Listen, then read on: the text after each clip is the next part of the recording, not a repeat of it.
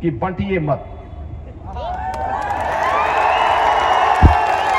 उन्हीं से प्रेरणा ग्रहण करके मैं आपसे कहता हूं, बंटिए मत, क्योंकि जब भी बंटे थे तो कटे थे।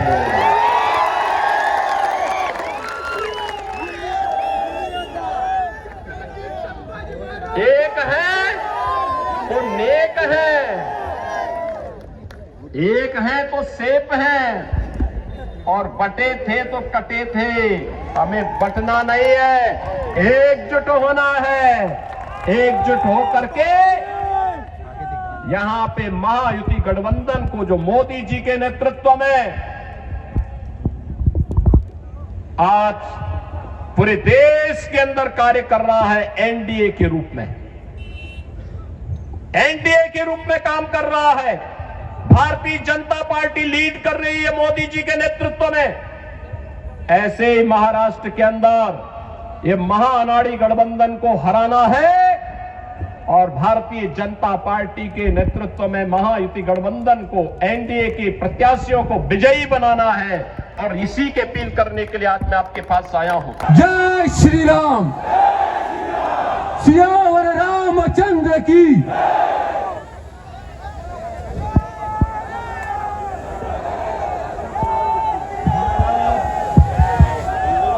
भारत माता की, भारत माता की। योगी महाराज आवाज नहीं आ रहा है।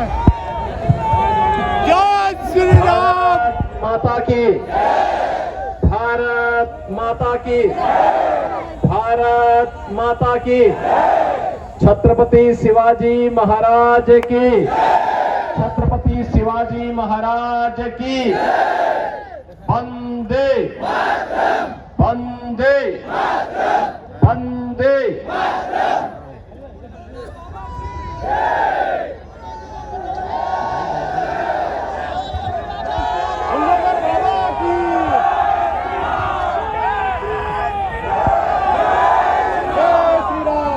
भारतीय जनता पार्टी के जिला के अध्यक्ष श्री श्याम भाऊ बड़े जी, कार्यकारी जिलाध्यक्ष श्री राजू पाटिल राजे जी,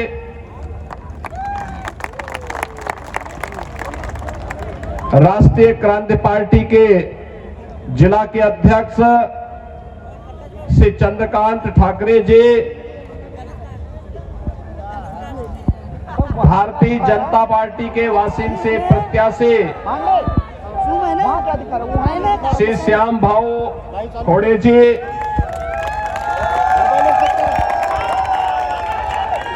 मंच पर उपस्थित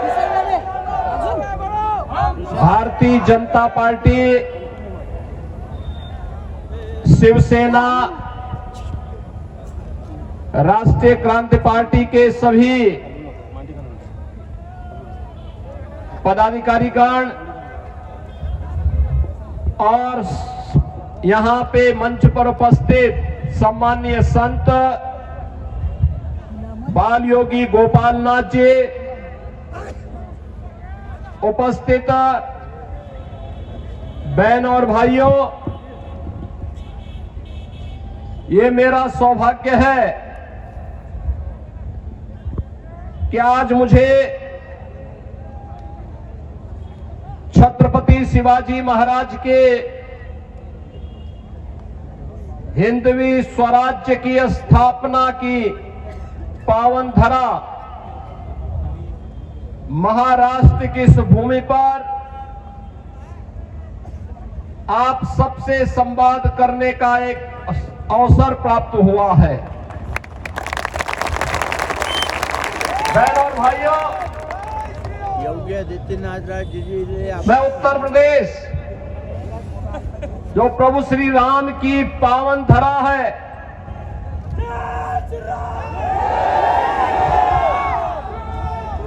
लीलाधारी भगवान श्री कृष्ण की पावन धरा है,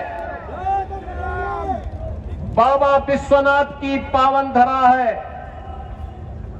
उस पावन धरा से शौर्य और पराक्रम के प्रतीक हिंदवी स्वराज के संस्थापक छत्रपति शिवाजी महाराज के इस पावन धरा पर मुझे महाराष्ट्र के अंदर इस विधानसभा चुनाव के समय आपसे संवाद करने का एक सौभाग्य प्राप्त हो रहा है।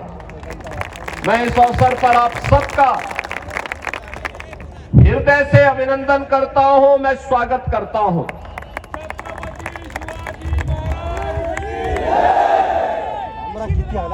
बहनों और भाइयों,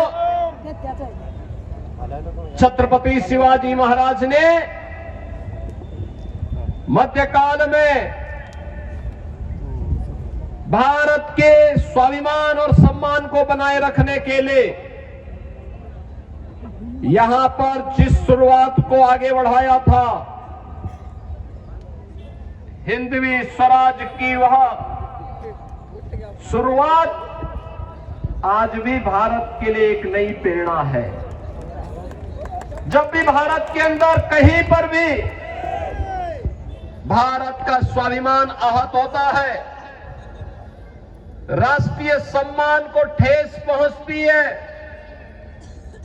तो लोग छत्रपति शिवाजी महाराज का स्मरण करते हैं। छत्रपति शिवाजी महाराज और यह महाराष्ट्र के और भारत के हम सब नागरिकों का सौभाग्य है कि महाराष्ट्र की भूमि ने एक और ओज और तेज के प्रतीक, शौर्य पराक्रम के प्रतीक इन महापुरुषों को जन्म देकर के भारत और भारतीयता की रक्षा के लिए उन्हें इस धरा पर आगे बढ़ने के लिए अवसर दिया। वहीं पूज्य संतों का, समाज सुधारकों का भी एक बड़ा वर्ग महाराष्ट्र से ही आगे बढ़कर के देश को नेतृत्व प्रदान करता है। पूज्य बाबा साहब भीमराव अंबेडकर हो, महात्मा फूले हो, सावित्रीबाई फूले हो, या फिर वीर सावरकर, इन महापुरुषों का नाम कौन ऐसा भारतीय होगा जो सदैव स्मरण न करता हो। हमेशा ये नाम हर भारतीय के जवान पर होते हैं। बहनों और भाइयों, आज मैं आपके बीच यही कहने के लिए आया हूं, चुनाव चल रहे हैं और चुनाव में दो महागठबंधन आपस में लड़ रहे हैं, दोनों आपस में लड़ रहे हैं। एक तरफ महायुति गठबंधन है, प्रधानमंत्री मोदी जी के नेतृत्व में भारतीय जनता पार्टी, शिवसेना और एनसीपी, एक तरफ यह गठबंधन है और दूसरी ओर महाअघाड़ी के रूप में महाअनाड़ी गठबंधन है।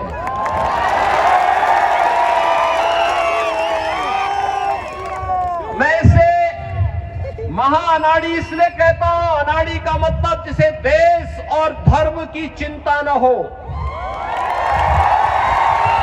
जिसे राष्ट्रीयता की चिंता न हो, जिसको समाज में और राष्ट्र में मूल्यों और आदर्शों की, मर्यादाओं की चिंता न हो। और यह कार्य यह महाअनाड़ी गठबंधन कर रहा है। याद करिए, छत्रपति शिवाजी महाराज का संघर्ष भारत के स्वाभिमान और सम्मान का संघर्ष था। याद करिए, औरंगजेब की सत्ता को चुनौती देने के लिए छत्रपति शिवाजी महाराज आगरा गए थे। आगरा में हमारी सरकार ने वहां एक मुगल म्यूजियम बन रहा था।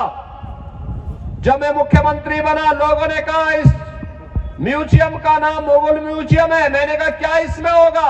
कहा औरंगजेब से जुड़ी हुई स्मृतियां रहेंगी। मैंने कहा औरंगजेब से क्या संबंध है तुम लोगों का? क्या संबंध है? यह एक विदेशी आक्रांता था।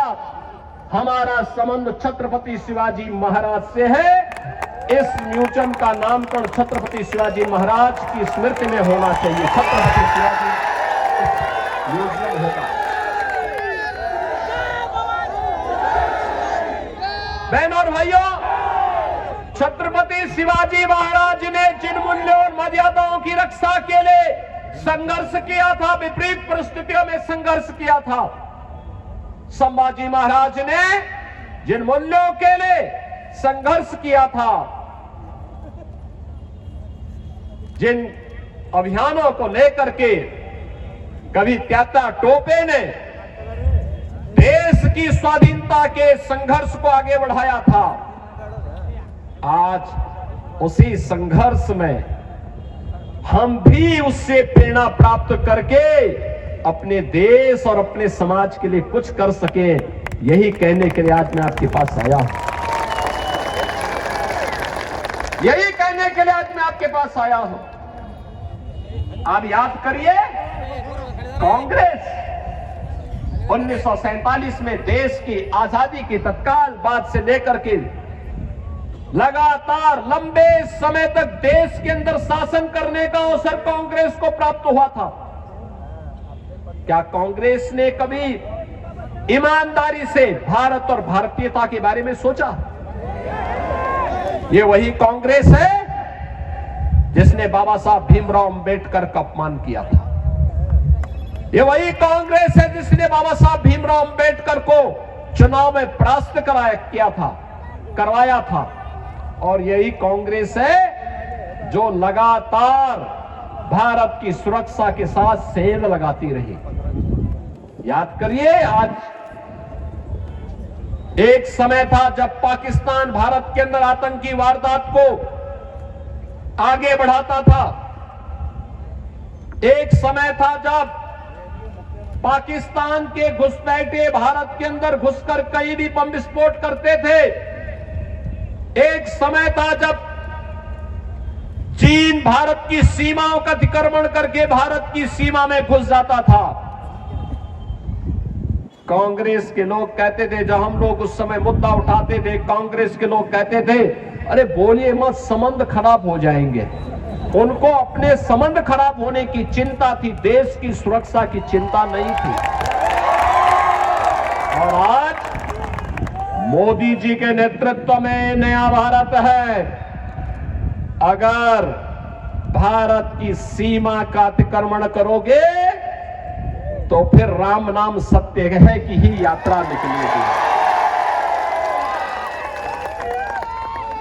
अगर भारत की सीमा के अंदर जाकर के विस्फोट करोगे तो एयर स्ट्राइक और सर्जिकल स्ट्राइक इतनी जोरदार तरीके से होगी कि उनका आका पाकिस्तान भी कांप उठेगा। और यही हुआ। आपने 3 दिन पहले का और समाचार पढ़ा होगा, जब आपने देखा होगा कि चीन की सेना पीछे हट रही है और भारत की सेना बॉर्डर पर गश्त कर रही है। यह है नया भारत। नया भारत यही है जो कार्य 500 वर्षों में नहीं हो पाया, वह काम मोदी जी के नेतृत्व में अयोध्या में रामलला के भव्य मंदिर के निर्माण को लेकर के आज हो पाया है। आतंकवाद का जो दंश कांग्रेस ने इस देश को दिया था, कश्मीर में धारा 370 के रूप में मोदी जी आए, अमित शाह जी गृह मंत्री बने और कश्मीर में धारा 370 समय हमेशा के लिए दफन हो गई, समाप्त हो गई। अब कश्मीर में भी चुनाव हो रहे हैं। मैं कश्मीर के चुनाव में गया था। चुनाव के दौरान जब मैं जम्मू एयरपोर्ट पे उतरा, मौसम थोड़ा वहां खराब था। मैं एयरपोर्ट के अंदर गया, एक मौलवी मुझे मिले, वो मुझे बोले राम राम। मैं समझा नहीं, मैंने कहा पता नहीं किसको कह रहे हैं। फिर उसने कहा योगी जी राम राम। मैं उसकी तरफ देखा, मैंने कहा भाई ये तो मौलवी है और मुझे राम राम क्यों कह रहा है। तो वहां पे एक जवान था, मैंने कहा भाई ये मौलवी क्या मुझे कह रहा है? कहा हाँ। तो एयरपोर्ट के अधिकारी भौचक थे। मैंने कहा भाई नहीं, भौचक मत हो रही है, आश्चर्यचकित मत होइए, ये धारा 370 हटने का इफेक्ट है। और बहनों भाइयों, मैं आपसे यही कहने के लिए आया हूं, मैं आपसे यही कहने के लिए आया हूं, वासियों से मैं यही अपील करने के लिए आया हूं। ये जो चुनाव चल रहा है ना, ये चुनाव केवल सत्ता प्राप्त करने का मात्र चुनाव नहीं है। मोदी जी के नेतृत्व में एक भारत श्रेष्ठ भारत बनाने का जो अभियान चल रहा है, महाराष्ट्र इसमें और मजबूती दे, इसकी अपील करने के लिए मैं आया हूं। भारत दुनिया की बड़ी ताकत बने, इसकी अपील करने के लिए मैं आपके बीच आया हूं। आपसे कहने के लिए मैं आया हूं कि सत्ताएं तो आएंगी जाएंगी, 1947 से ही होता रहा है, लेकिन हमारा भारत रहना चाहिए और भारत दुनिया की सबसे बड़ी ताकत बनना चाहिए, मोदी जी के नेतृत्व में बनना चाहिए। यह कहने के लिए मैं आपके पास आया हूं। तभी चेहरे पर खुशहाली आएगी, हर नौजवान के हाथ को कार्य मिलेगा, हर बहन और बेटी सुरक्षित होगी, स्वावलंबन के साथ आगे बढ़ेगी। अन्यथा ये लोग तो भारत और भारतीयता को, ये जो महाअनाड़ी गठबंधन है, यह तो भारत और भारतीयता के स्वाभिमान और सम्मान के साथ खेलने वाला है। याद करिए, यही कांग्रेस, यही एनसीपी, यही लोग थे जो कहते थे राम हुए ही नहीं, कृष्ण हुए ही नहीं। ये वही तो लोग हैं। आज चुनाव के समय भले ही आपके सामने कुछ भी कह रहे हो, लेकिन इन पे विश्वास करने की आवश्यकता नहीं। याद करिए, अयोध्या में भगवान रामलला का भव्य मंदिर 500 वर्षों के बाद इस बार पहली बार रामलला ने अपनी जन्मभूमि पर भव्य दीपोत्सव और दीपावली का आयोजन के साथ इसका आनंद लिया है। पूरी अयोध्या ही नहीं, पूरा भारतवर्ष दीपावली के रंग में एक एक दीप से जगमगाता हुआ दिखाई दे रहा था। और याद करिए, अयोध्या के एयरपोर्ट का नामकरण क्या है? इंटरनेशनल एयरपोर्ट अयोध्या में बना है और एयरपोर्ट का नामकरण महर्षि वाल्मीकि के नाम पर हुआ है।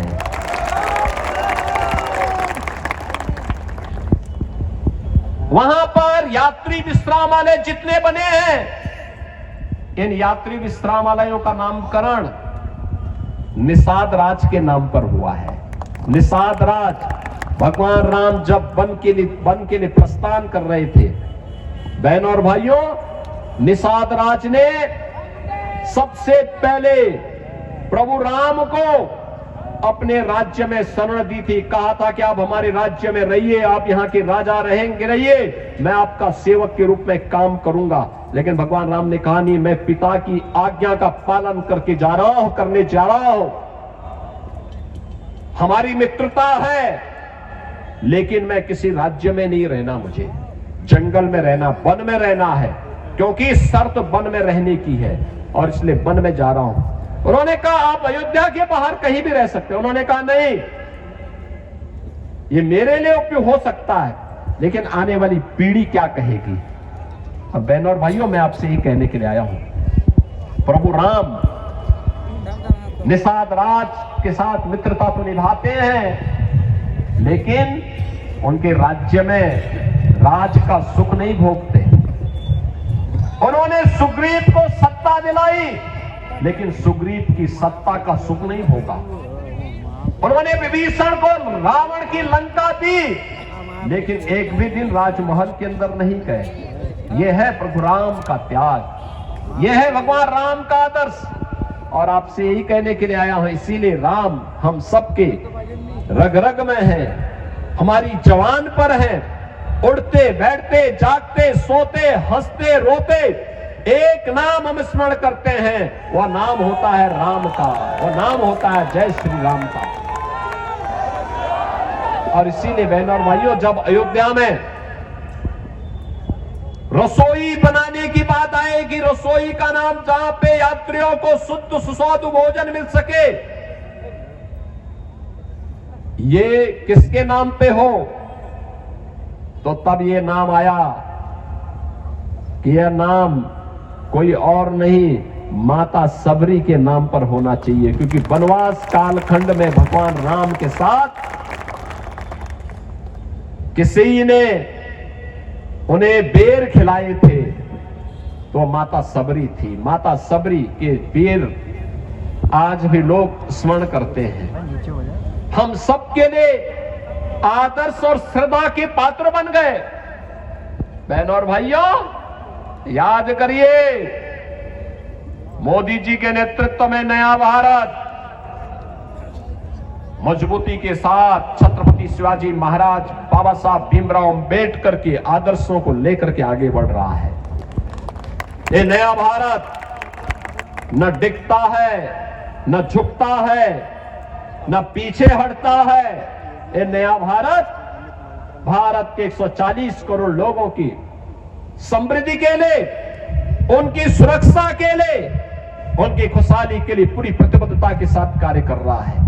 और महाराष्ट्र की भूमिका इसमें अत्यंत महत्वपूर्ण होने वाली है। और इसीलिए आप सबका आह्वान करने के लिए मैं आज यहां पे आपके बीच आया हूं। उस लड़के का पोस्टर अयोध्या में जब प्रणराम के भव्य मंदिर में रामलला विराजमान हो रहे थे, तब प्रधानमंत्री मोदी जी ने एक बात कही थी। तब उन्होंने कहा था, तब उन्होंने एक ही बात कही थी, ये तो शुरुआत है, शुरुआत। केवल अयोध्या ही नहीं, अब तो हम काशी और मथुरा की तरफ भी बढ़ चुके हैं। और मैं आपसे कहने के लिए आया हूं, यही कहने के लिए आया हूं कि बहनों और भाइयों, छत्रपति शिवाजी महाराज ने जिस दुष्ट अफजल को मार गिराया था, उसके नाम पर औरंगाबाद का नाम होना, याद करना, इसको हटना ही चाहिए। संभाजी नगर के रूप में उसको पहचान मिलनी ही चाहिए। छत्रपति शिवाजी महाराज का संघर्ष हो या संभाजी महाराज का, हमें नई प्रेरणा देता है। और छत्रपति शिवाजी महाराज हम सबको एकजुट करके लेके गए थे, हर भारतवासी को अपने साथ जोड़े थे, अपने सेना का हिस्सा बनाए थे। छत्रपति शिवाजी महाराज जिस एकजुटता का प्रदर्शन करके हिंदवी साम्राज्य की स्थापना किए थे, आज उसी का आह्वान करने के लिए, उन्हीं से प्रेरणा लेकर के मैं बार बार आपसे कहता हूं कि बंटिए मत। उन्हीं से प्रेरणा ग्रहण करके मैं आपसे कहता हूं, बंटिए मत। क्योंकि जब भी बंटे थे तो कटे थे।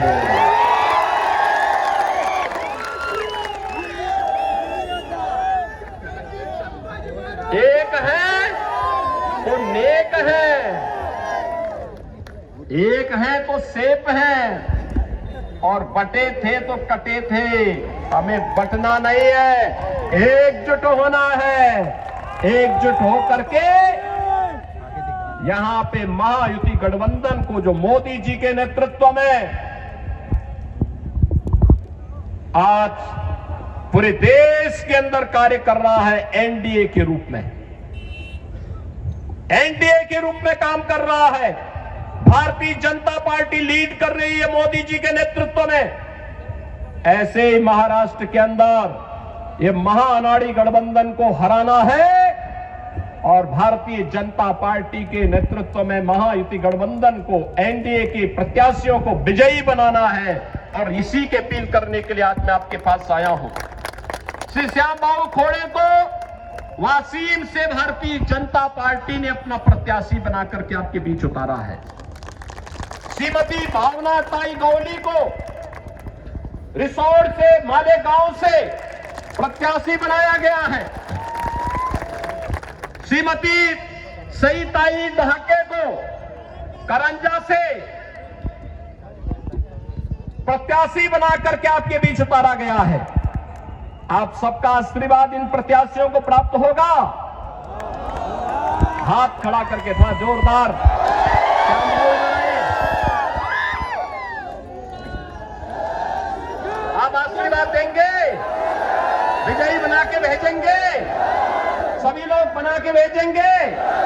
मेरे साथ फिर बोलेंगे भारत माता की, भारत माता की, भारत माता की, छत्रपति शिवाजी महाराज की, छत्रपति शिवाजी महाराज की जय श्री राम, जय जय श्री राम।